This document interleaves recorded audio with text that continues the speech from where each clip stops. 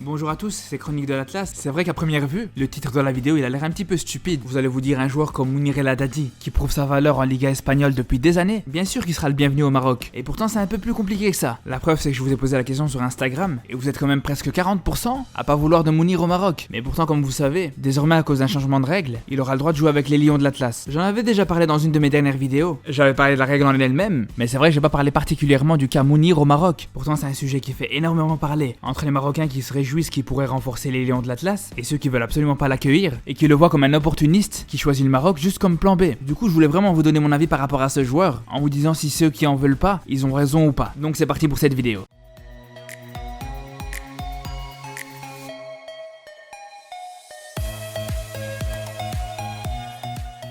Déjà la première question qu'il faut se poser, c'est est-ce que Mounir a sa place pour jouer au Maroc? Bon après vous allez me dire que pour pas avoir sa place dans une équipe qui se fait taper par le Bénin, il faut vraiment être dégueulasse. Mais on va quand même se poser la question pour savoir ce que concrètement il pourrait apporter au Maroc. Déjà faut être conscient qu'il est pas forcément titulaire indiscutable au FC Séville, il a pas non plus des stats extraordinaires. Mais ce qu'on peut pas du tout lui enlever, c'est que c'est un joueur qui est vraiment très complet. Il a de la technique sans être non plus le joueur qui va te mettre 3 petits ponts par match, il a de la vitesse, il peut frapper de loin, c'est un joueur qui peut t'amener des centres très intéressants dans la surface, donc il a vraiment beaucoup de qualité. Mais surtout comme vous savez il est assez polyvalent, et pour le coup il peut jouer à tous les postes de l'attaque, soit à gauche, dans l'axe, soit à droite. Donc ça peut donner plein de possibilités au Maroc avec ce joueur. D'ailleurs, on pourrait le voir à gauche parce que c'est là où le Maroc a le plus de problèmes. Parce qu'au poste d'ailier gauche, t'as aucun Marocain qui arrive à s'imposer. Avec Boufal qui manque vraiment de régularité, que ce soit en équipe nationale où il a pas encore marqué à l'heure où je vous parle, ou même en club, vu que depuis qu'il est parti de Lille, il arrive à s'imposer nulle part. Ni en première ligue avec Southampton, ni en Liga avec le Celta Vigo. Et t'as aussi Harit à gauche normalement, mais bon, on va pas se mentir, jusqu'à aujourd'hui, il a pas un seul match référence avec le Maroc. Donc ce côté gauche marocain, c'est vraiment un point d'interrogation chez les Lions de l'Atlas. C'est pour ça que Mounir pourrait éventuellement renforcer ce côté. Après le problème, c'est que même s'il peut jouer à cette position, pas non plus là où il est le plus à l'aise. Mais bon, il y a quand même d'autres possibilités. Le Maroc peut aussi passer en 4-2-3-1 avec Ziyech qui se placerait entre les lignes et laisser le côté droit à Mounir. Donc franchement, je pense que c'est sur les côtés qui pourrait être le plus intéressant. Et s'il vous plaît, venez pas me dire ouais, mais on peut aussi le mettre en pointe. Comme ça, on aura enfin notre numéro 9. Je pense que vous êtes pas stupide. Vous savez très bien quoi, il peut jouer à ce poste, y a pas de problème. Mais en Liga, là où l'impact physique, il est loin d'être le plus impressionnant. Le championnat espagnol, c'est pas l'Afrique. On va le faire jouer au duel avec Koulibaly contre le Sénégal et tu vas voir s'il va revenir jouer avec le Maroc. Après, si on veut vraiment le faire jouer en pointe, je pense qu'il y a une seule possibilité, c'est dans un système avec 2 attaquants. En plus, ça tombe bien parce que le numéro 9 avec qui tu peux le faire jouer, il le connaît très bien vu qu'ils sont dans le même club. Et pour le coup, En-Nesyri aurait vraiment des facilités à trouver Mounir en déviant pour lui des ballons de la tête. Et même l'inverse, Mounir pourrait facilement s'appuyer sur En-Nesyri. Bref, tout ça pour dire que le fait que l'ancien joueur du Barça puisse porter les couleurs du Maroc, y a pas à dire, ça peut que renforcer les Lions de l'Atlas. D'ailleurs, même ceux qui veulent pas de Mounir en sélection, ils sont d'accord avec ça. Du coup, justement, si on met de côté l'aspect sportif, est-ce qu'en tant que Marocain, on peut l'accueillir à bras ouverts? Moi, je vais vous dire une chose, je fais pas la fine bouche, c'est comme dans la nourriture, ce qu'on me donne, je prends. Le Maroc, c'est pas le Brésil. Nous, on n'a pas des stars internationales qui poussent dans les arbres. Donc, je pense qu'on peut difficilement se permettre de perdre des joueurs comme ça. Ça fait des années qu'on a une équipe en construction, et ce que je veux dire ça va déplaire à certains, mais des grands joueurs confirmés à l'échelle internationale, à part Ziyech, y a rien du tout. Donc si Mounir veut jouer avec le Maroc, en sachant que c'est un joueur formé au Barça, qui s'est fait un an en Liga, voire même en Europe, franchement pour moi c'est avec plaisir. Je m'en fous complètement qu'il ait fait 3 minutes et demie avec la sélection espagnole. Après vous allez me dire ouais mais Chronique de l'Atlas, t'as pas de fierté. Mounir il a tourné le dos au Maroc et maintenant il veut revenir. Ben justement ouais on a de la fierté. Et pour le coup on en a marre de se taper des humiliations. Donc s'il y a un joueur qui peut aider le Maroc à moins galérer à marquer contre le Bénin, ah ça me dérange absolument pas qu'il a fait un match avec une autre équipe nationale où il a même pas eu le temps de transpirer, la vérité. Ça va, il avait 20 ans quand il a joué avec l'Espagne. À cet âge-là, il y a tout le monde qui peut faire des erreurs. Ce que toi tu penses quand t'avais 20 ans, tu le penses plus forcément quand tu prends de l'âge. Franchement, à cette époque-là, il était jeune, il jouait au Barça, il avait de l'ambition. Et on peut comprendre, parce qu'il faut être réaliste. On sait très bien quand tu joues au Barça ou au Real, quand t'es international espagnol ou sud-américain, ça t'aide énormément pour te faire une place dans ce genre d'équipe. Donc c'est sûr qu'il a dû avoir une pression de la part de son club à l'époque, et peut-être aussi de son entourage professionnel, comme ses agents ou ses sponsors. Donc franchement, aujourd'hui, c'est très compliqué de lui en vouloir, la vérité. Surtout qu'il faut savoir qu'il a jamais manqué de respect au Maroc, et même au contraire, il a toujours été fier de ses origines et il l'a toujours montré. Et même si à l'époque il avait refusé de jouer au Maroc, ça a toujours été dans le respect. Pas comme pour certains énergumènes comme El Ghanassi ou Massina, parce que eux ils ont clairement pris le Maroc de haut. D'ailleurs ça c'est quelque chose qui me fait rire. Mounir à l'époque il était au Barça, il y avait le sélectionneur espagnol qui le voulait vraiment, mais malgré ça il est vraiment resté classe avec le Maroc. Mais les 2 autres inconnus au bataillon, ils ont clairement montré de la condescendance envers le Maroc, alors qu'il y a personne qui leur a demandé l'heure. Et après faut pas oublier aussi une chose, combien il y a de joueurs qui jouent avec les Lions de l'Atlas aujourd'hui, mais s'ils avaient eu la possibilité de jouer avec l'Espagne, mais ils auraient été en courant. Mais s'il y a une chose que je voulais surtout dire par rapport à Mounir et qu'on pourra pas lui enlever, c'est qu'il y a absolument personne qui lui a demandé de changer d'avis. Mais ça a été le premier à regretter son choix, et il a tout fait pour jouer avec le Maroc alors qu'il y avait rien qui l'obligeait. Parce qu'à un moment donné, il faut être réaliste. Faut pas croire que parce que tu vas jouer la CAN avec le Maroc, t'as une valeur qui va augmenter de ouf. Et peut-être même au contraire. Vous savez très bien que les clubs veulent jamais avoir trop de joueurs qui jouent la CAN. Comme vous savez, il y a le risque de blessure, il y a une absence pendant 2 mois si la CAN se joue en hiver. Bref, faut pas se mentir, quand tu veux jouer avec une équipe comme le Maroc, faut vraiment le vouloir. À part bien sûr si t'es un joueur d'un petit club de Ligue 1 que personne connaît, c'est sûr que la CAN pourrait être intéressant pour te mettre en valeur. meilleur. Mais là, pour ce qui est de Mounir, il joue déjà à Séville, un des plus grands clubs en Espagne. Il fait la Champions League, il fait l'Europa League. Donc franchement, il attend pas la CAN pour se mettre sous les projecteurs. Si encore le Maroc ça avait été une équipe qui se qualifiait à la Coupe du Monde facilement, c'est sûr que ça aurait été intéressant pour lui. Mais là, faut se rappeler qu'en ce moment, le Maroc c'est une Coupe du Monde en 20 ans. C'est pour ça que dans son changement d'avis, il y a peut-être un petit peu d'opportunisme, mais je serais pas d'accord de dire qu'il y a que ça. Après, ceux que malgré tout ils veulent quand même pas lui pardonner, franchement, y a pas de problème, je respecte totalement votre avis. Mais après, je pense que de là à insulter le joueur ou de le siffler sur le terrain ou d'insulter les personnes qui lui pardonnent, je pense que là ça va trop loin. Après, de toute façon, ça a lui de se rattraper. Et peut-être que justement le match contre le Sénégal, ça pourrait être l'occasion de se réconcilier avec le public marocain. Mais ça, on en parlera dans la vidéo du match contre le Sénégal, on verra. En attendant, n'hésitez pas à liker et à vous abonner, et surtout prenez soin de vous.